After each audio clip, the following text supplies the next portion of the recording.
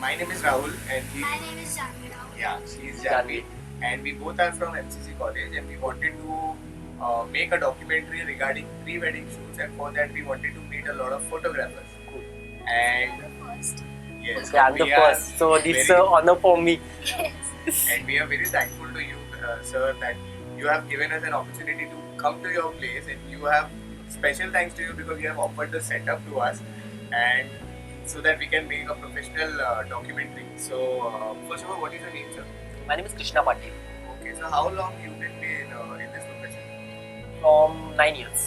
Okay, you're here since 9 years. What do you see as a pre-wedding shoot?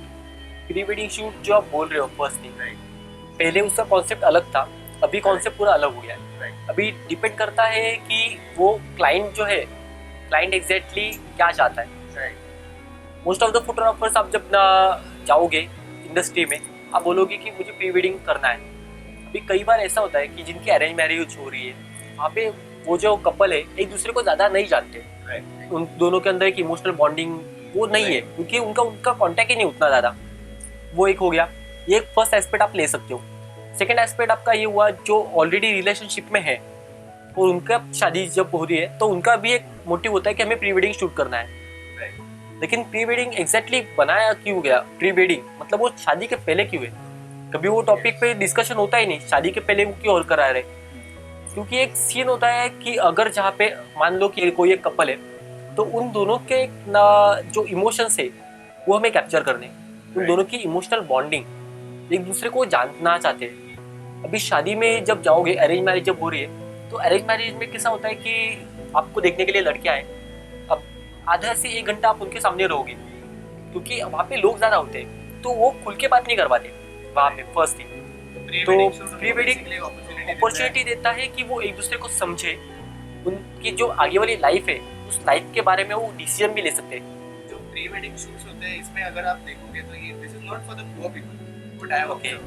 Middle class भी इसको afford करेगा तो करेगा. और जो मैंने बेसिकली ऑब्जर्व किया है कि लोग अलग अलग लोकेशंस में जाते हैं, जैसे Right. फॉरेन कंट्री चले जाते हैं, एक अच्छा फोटोग्राफर लेके रहते हैं, they just click photos 12 to 13 photos and they spend lakhs and lakhs just on the pre wedding. Pre wedding shoot. So is it really worth or is it just a show off? मतलब वो जानना था. Right. तो आपका इस सवाल जो है वो डिपेंड कर रहा है प्राइस के ऊपर. Right. वो घुमा फिरा के आ रहा है प्राइस एग्जैक्टली क्या है. अभी मैं बाकी के जो ऑलरेडी मार्केट में जो भी एग्जिस्ट कर रहे हैं company, photographers, individual photographers, they are hiring, they are charging likes of peoples. But my company which is already known that second thing mission from 1000 client और 1 crore client, no one will walk away because of the financial problem. ये मेरी company का mission है.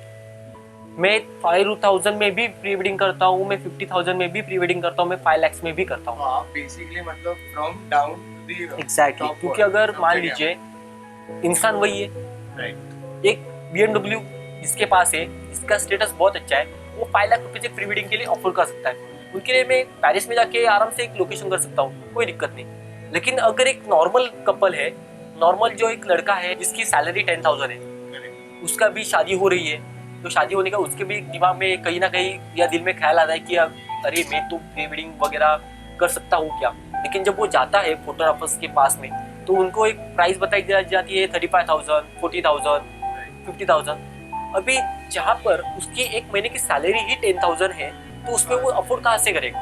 उसके पास सिर्फ एक अलग जिम्मेदारी नहीं, उसके पास उसकी फैमिली भी है, और उसके वहाँ पे जाके इमोशंस जो है वो स्टक हो जाते हैं. तो मेरी जो भी कंपनी इमेज डोर शॉप, इसका यही एक मोटिव है कि ऐसे लोगों को हम लोग ज़्यादा सर्विस प्रोवाइड करते हैं कि जिनके पास फाइनेंशियली इनकम कम है लेकिन उनके emotions. So we never capture photographs, we always capture emotions.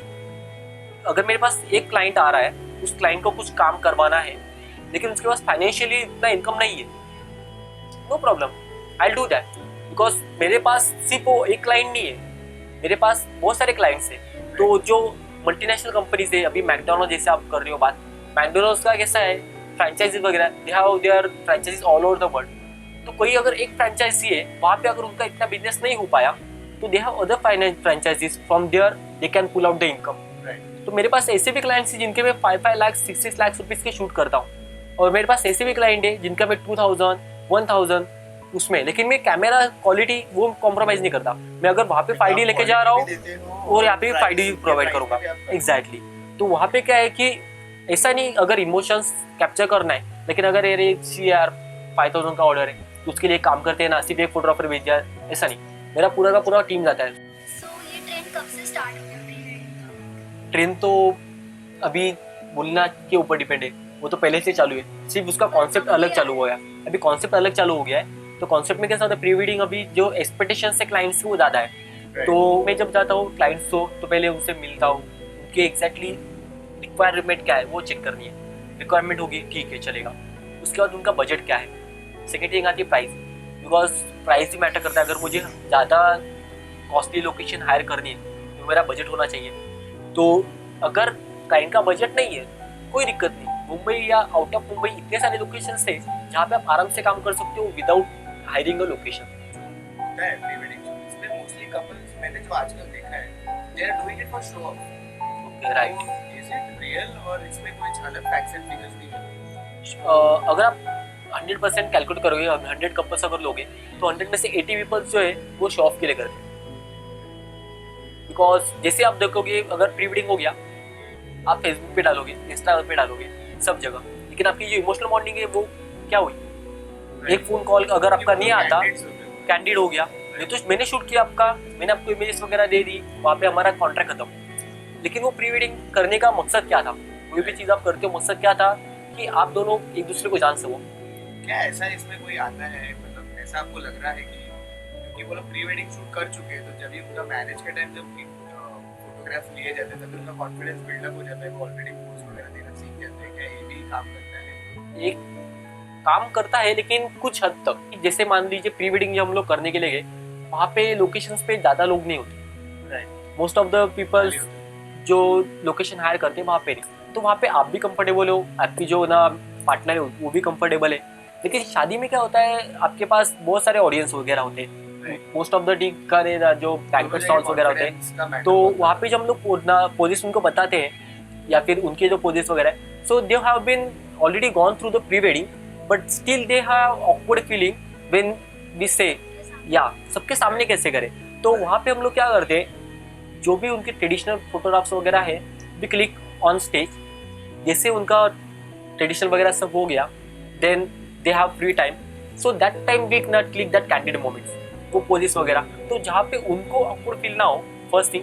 Because अगर उनको ऑकवर्ड फील हो रहा है तो मेरा फोटोग्राफ खींचने का कोई मतलब ही नहीं। मैं अगर दुनिया का हैसलब्लेड या फिर दुनिया का जो अच्छे से अच्छे कैमरा है, भी लाइट 16 कैमरा आ गया मार्केट में, एक कैमरा विथ 16 लेंस, DSLR को भी रिप्लेस करने के लिए कैमरा आ चुका है, टेक्नोलॉजी बढ़ती जा रही है। तो वो कितनी भी अच्छी टेक्नोलॉजी लेकर जाइए, आप सिर्फ पिक्चर कैप्चर कर रहे हो, इमोशंस कैप्चर नहीं कर रहे हो, वो डिपेंड करता है। प्री वेडिंग भी शूट ऐसा है, कुछ लोग क्लाइंट जो है डिपेंड करता है क्लाइंट्स के ऊपर, कुछ लोग एंगेजमेंट के पहले भी कराते हैं, कुछ लोग एंगेजमेंट होने के बाद करते हैं। ऐसे भी है जिनका प्री वेडिंग आज मैंने शूट किया, एक हफ्ते बाद उनकी शादी है। होता है टाइमिंग वगैरह, क्योंकि हर एक क्लाइंट जो है वो क्लाइंट का टाइमिंग जो है वो परफेक्ट नहीं होता। मोस्ट ऑफ द थिंग्स जो है घर पे अभी जो कपल है उनको तो करवाना है because they have enough maturity, लेकिन घर वाले जो है वो ओल्ड थिंकिंग है, तो सोचते क्या जरूरत है 10,000 15,000, पागल है क्या, इतने पैसे वगैरह आप खर्च करोगे कैसे।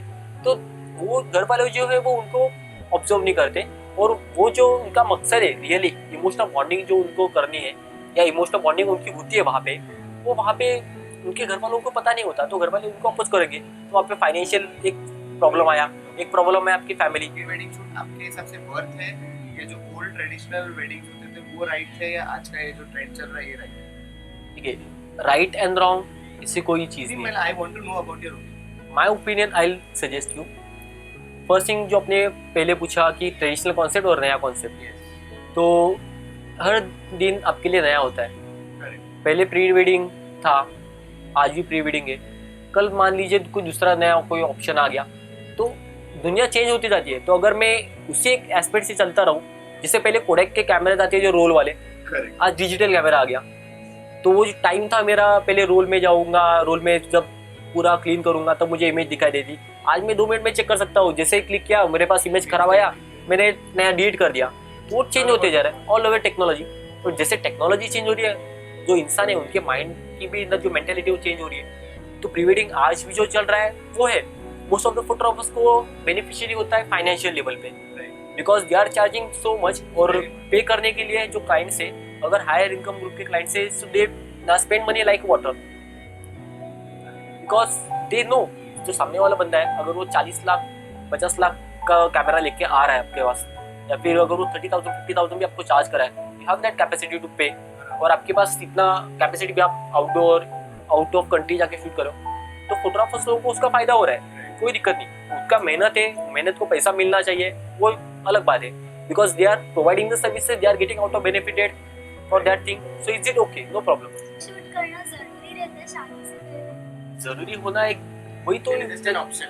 वही तो एक बात है कि हम क्या करते हैं, कोई भी चीज को अपनी जरूरत बना लेते हैं। अगर आपको इमोशनल बॉन्डिंग करनी है तो सिर्फ प्री वेडिंग शूट में ही बॉन्डिंग नहीं होने वाली। अगर आप एक दूसरे को जानना चाहते हो तो आप साथ में रह सकते हो, साथ में आप एक दो बार मिले, इमोशनल बॉन्डिंग या फिर जो अंडरस्टैंडिंग है, तो अंडरस्टैंडिंग भी आपकी डिपेंड करती है कि आप एक दूसरे को कितना समझते हो। जरूरी नहीं कि प्री वेडिंग शूट करोगे तब की इमोशनल बॉन्डिंग हो जाएगी, ये जरूरी नहीं है। वैसा आप कितने बोलोगे प्री वेडिंग शूट किया, इतनी अच्छी मैरिज की, 1 साल में जाके उनका डिवोर्स हो गया, वो भी तो ऐसे भी एग्जांपल्स है। तो जरूरी नहीं कि प्री वेडिंग शूट करना ही है, तो डिपेंड करता है कि क्लाइंट्स क्या चाहते हैं। और मेरी कंपनी में सबसे ज़्यादा प्रेफरेंस क्लाइंट को है, जो क्लाइंट्स आते हैं वी प्रोवाइड दैट। अगर उनको जो नहीं चाहिए वो भी हम लोग एक्स्ट्रा प्रोवाइड करते हैं, बिकॉज एक क्लाइंट जो है, अगर मैं आज आपको बिजनेस की पॉइंट ऑफ व्यू बताता हूँ, अगर आज एक कपल मेरे पास आया, कोई भी, उनका एक प्री वेडिंग शूट का सिर्फ उनका एक पास कॉन्सेप्ट था, मैं कॉन्सेप्ट मेरे पास लेकर आया कि कृष्णा जी मुझे ऐसा ऐसा शूट करवाना है, लेकिन मेरा बजट इतना ही है। तो नॉर्मल मैंने देखा कि मेरा कॉस्ट इतना जा रहा है, उसमें 4 अलग अलग आ गए। एक तो आ गया इक्विपमेंट्स मेरे खुद के, तो अगर मैं वो यूज़ करता हूँ तो कोई दिक्कत नहीं आ रही। सेकंड थिंग जहाँ पे कॉस्ट रिडक्शन कर सकता हूँ मैं, वो है लोकेशंस। थर्ड थिंग जहाँ पे मैं कॉस्ट रिडक्शन कर सकता हूँ वो है ट्रैवल अकोमोडेशन वहाँ पे। तो मैंने क्लाइंट को एक परफेक्ट एक बजट बना के दिया कि ये फॉर्मेट में आप अगर करोगे इतने में आपका हो जाएगा। एक प्री वेडिंग हुआ, उस प्री वेडिंग में अगर मैं उनको जो चाहिए उससे ज़्यादा अगर दे देता हूँ, क्लाइंट को सिर्फ मैं सक्सेसफुली सेटिस्फाई नहीं कर रहा हूँ, उसको डिलाइट कर रहा हूँ, तो उसके बाद में उनका वेडिंग का ऑर्डर अगर वो किसी और को देने से पहले एक बार मेरे बारे में सोचेंगे जरूर। तो मेरे पास कितने भी ऑर्डर्स आए, मैं आपको एक बिजनेस पॉइंट ऑफ व्यू बताता हूँ। प्री वेडिंग एक हुआ, ठीक है, प्री वेडिंग के बाद में मेरे पास आया वेडिंग का मैंने पूरा शूट किया। वेडिंग में जो मैं शूट कर रहा हूँ उसमें मेरा 2-4 लोग अलग होते हैं, वहाँ से भी बात होती है, तो वहाँ पे भी मेरा कम्युनिकेशन स्किल बढ़ता है, वहाँ पे मुझे ऑडियंस मिलते हैं। तो अभी वेडिंग हो गया, प्री वेडिंग हो गया, 2 हो गए। उसके बाद नया कॉन्सेप्ट पोस्ट वेडिंग भी कर रहे हो। पोस्ट वेडिंग तो मोस्ट ऑफ द थिंग्स होता नहीं, तो ये प्री वेडिंग वेडिंग हो गया, 2 मुझे ऑर्डर्स आ गए। उसके बाद 1 या 2 सालों में जो उनकी शादी होती है, तो शादी का डेट मुझे पता होता है इस शादी पे, ऑलवेज नोट डाउन कर रहा हूँ मेरे पास जो भी अब तक मैंने काम किया है। तो जैसे उनका 1 ईयर कंप्लीट होता है, we provide a gift to that couple. तो हम लोग अपनी तरफ से देते हैं एनिवर्सरी गिफ्ट, फर्स्ट एनिवर्सरी।